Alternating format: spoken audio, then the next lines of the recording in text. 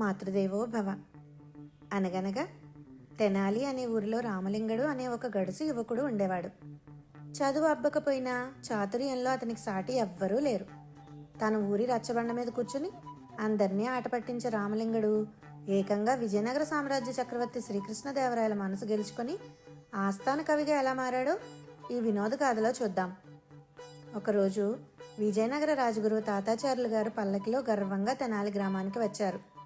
తన పాండిత్యం ముందు అందరూ తలవంచాలని ఆయన అహంకారం. ఆ అహంకారం రామకృష్ణకు నచ్చలేదు. అది చూసిన రామకృష్ణకు ఒక ఆలోచన వచ్చింది.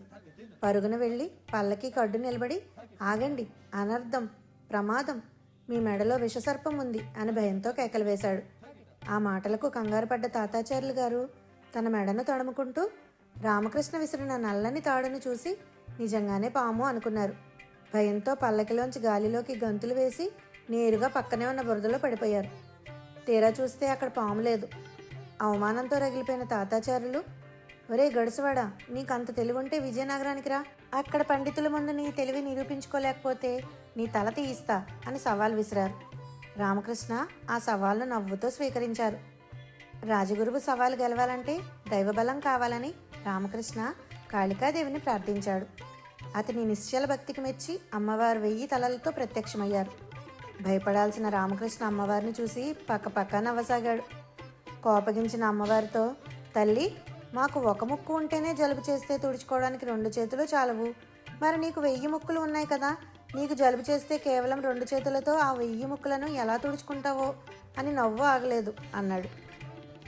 అతని హాస్యానికి మెచ్చిన అమ్మవారు 2 పాత్రలను చూపించి, 2 పాత్రలలోని పాలు ఒకటి తాగితే జ్ఞానం వస్తుంది, రెండోది తాగితే ధనం వస్తుంది, ఏదో ఒకటి మాత్రమే కోరుకో అన్నారు. కానీ రామకృష్ణ తడబడకుండా 2 గిన్నెలు లాక్కొని కలిపి తాగేసి, అమ్మా, జ్ఞానం లేని డబ్బు, డబ్బు లేని జ్ఞానం 2 వృధా కదా, అందుకే కలిపి తాగేశాను అని దేవిని నవ్వించాడు.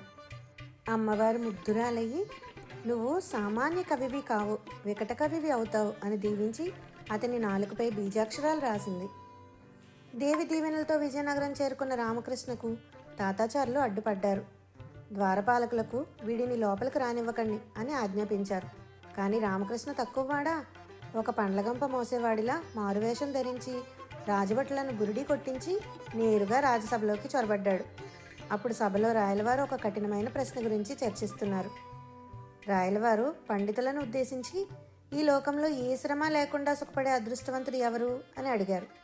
పండితులంతా ధనవంతులు, రాజులు అని చెబుతుంటే గంప పక్కన పెట్టి రామకృష్ణ ముందుకు వచ్చి ఇలా అన్నాడు, ప్రభు, ఆ అదృష్టవంతుడు దోమ.